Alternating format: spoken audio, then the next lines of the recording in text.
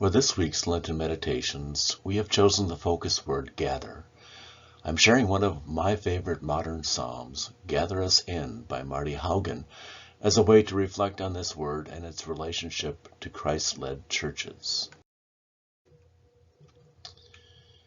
Not in the dark of buildings confining, not in some heaven light years away, but here in this place the new light is shining. Now is the kingdom, now is the day. Gather us in and hold us forever. Gather us in and make us your own. Gather us in, all peoples together. Fire of love in our flesh and our bones. Fire of love in our flesh and our bones. In the last two verses, I hear a reminder of a warning that Jesus taught to not isolate ourselves from the world like the church of his day, but to reach out and care for all our neighbors.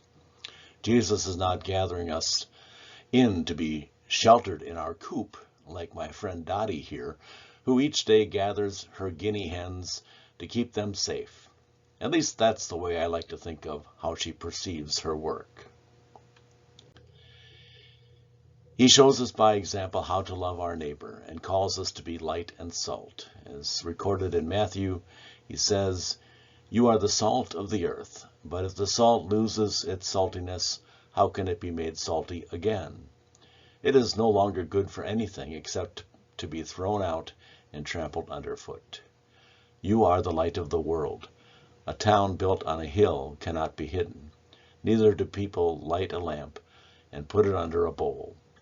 Instead, they put it on its stand, and it gives light to everyone in the house.